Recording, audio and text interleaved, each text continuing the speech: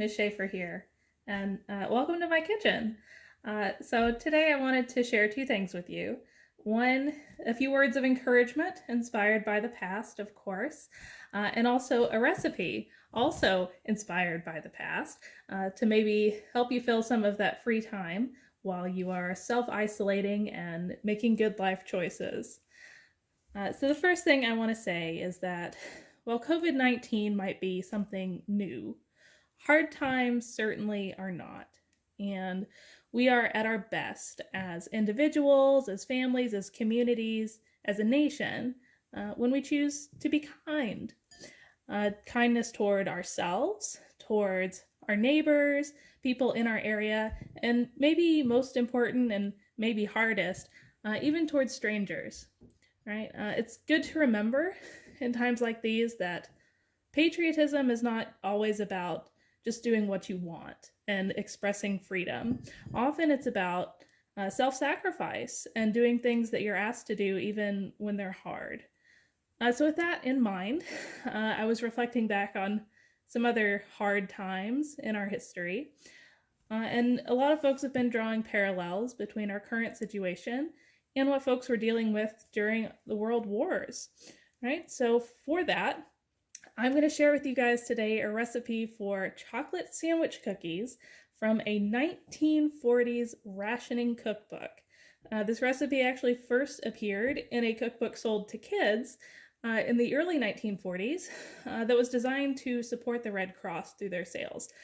So people cooking then had to deal with really extreme rationing because they were giving up things like meat and butter and wheat in order to better serve the troops. So individuals at home had to adapt what they were doing. But that makes it a perfect quarantine recipe because no one wants to go to Walmart, right? And we just want to use things that are already in our house in the best way that we can. So let's give it a go. This is my first episode of Cooking Live with Miss Schaeffer, so let's see how it turns out, right? So you want to start with a tablespoon of syrup. So if you have like maple syrup, I just use corn syrup because that's what was already in my pantry and it'll work fine. So a tablespoon of that and a quarter cup of margarine, and just melt that down on your stove. You don't want to boil it, just melt it. And a fun history fact, a lot of people assume that margarine is a product of World War II and rationing. It's really not. It was originated in France in the late 1860s. Napoleon was looking for a way to feed his troops without dairy product. Okay, so I have my syrup, I have my margarine. I'm going to add a tablespoon of vanilla to that. You really don't want to do that while it's on the stove. Heat's not really good for extracts, right? So we'll stir that in. Okay. And if you don't have vanilla extract, you could try it out with some other flavor. I mean, if you have almond extract, that might be really tasty too. So we'll add that to a kind of smallish mixing bowl. This doesn't make a lot of cookies. If you're doing it sandwich style, you end up with 8. Okay, so there is that. And we're going to add in a quarter cup of sugar. Right, and give that a stir. Just enough to mix it. You really don't need a mixer for this. If you don't have one, it's not a big deal. People wouldn't, or I say people, some would, but a majority of people would not have had access to something like that, like an electric hand mixer in the 1940s. We're going to add into that, what's my measurement? 1/8 of a cup of cocoa powder. That's just 2 tablespoons. Okay. And more to that, fun fact, if you don't have cocoa powder handy in your cupboard, you can actually use just a bagged chocolate Hershey mix, like you're going to have hot chocolate. You can use that, and it'll get you basically the same flavor. It might add a little extra sugar, so you might cut down on your sugar addition just to make sure it's not overly sweet. But if you really like sweet cookies, it wouldn't make a difference either way. So we'll mix that till it's smooth.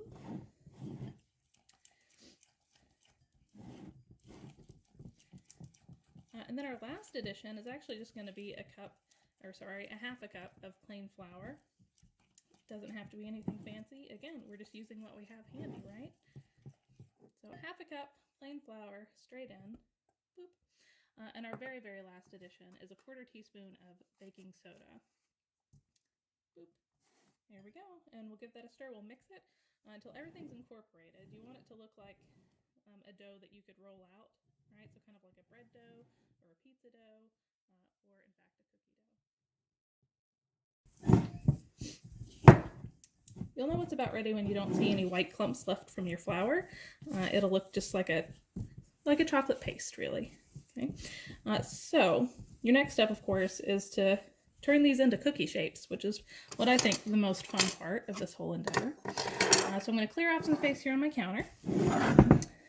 And just because I don't want anything to stick on my counter, I'm going to put some flour down so I can roll this out on top. You don't need a lot for this, right? You just don't want this dough to stick and make a mess on your counter.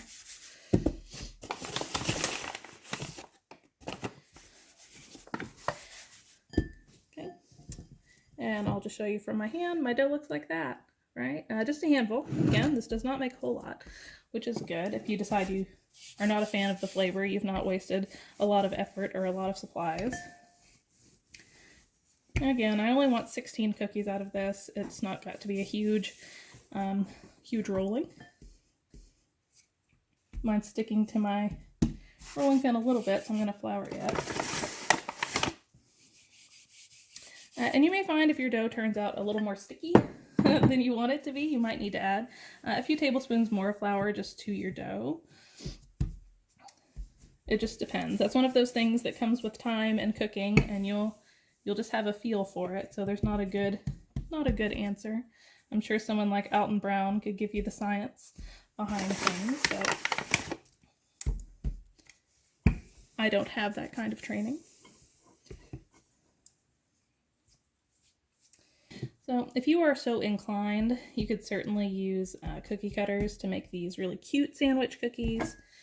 If you want to do that, I will caution you in rolling out cookies. If you spend a lot of time rolling and re-rolling, you'll just end up with a kind of a tough dough, which is not really what you want. Everyone wants a sort of a soft cookie, or I do anyway. You might like yours a little harder. I've just made kind of a rectangle here, and I'm just gonna use a kitchen knife to cut it into my cookie shape. So again, we're only getting 16 cookies out of this one, so you don't need a whole lot of extra happening here. Okay. While I am slicing these, I'm going to go ahead and preheat my oven to 350 degrees, and I have a baking tray ready to go. I'm going to err on the side of caution and grease that baking tray because you just never know. Okay. And I imagine it's probably best if your sandwiches are roughly the same size all the way across. Mine are about 3 fingers wide.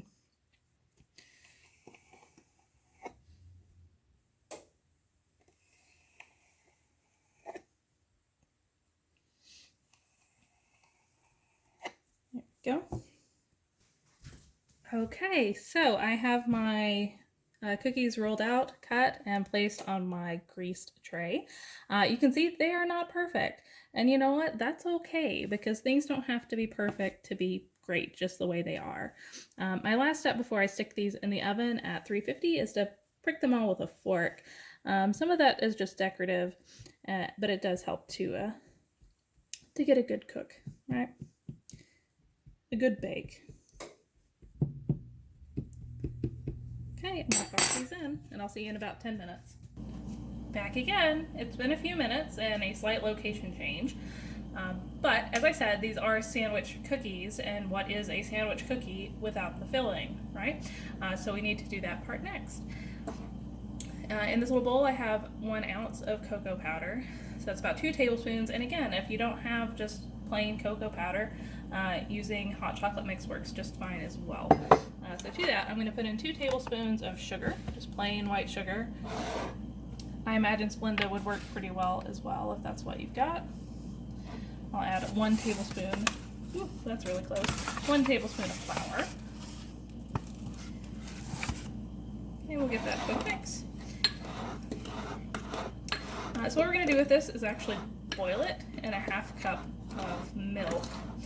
And you just want to stir it until it gets thick. This is going to be our center filling. So I will caution you, anything involving chocolate and heat, especially on your stove, don't walk away and leave it, because chocolate burns really quickly and smells horrible, and it makes it hard to clean out your pans, okay? So make sure you're hanging out with your stove, and this will thicken really quickly and boil really quickly because we're not working with a large amount of liquid here, right? Just a half a cup of milk.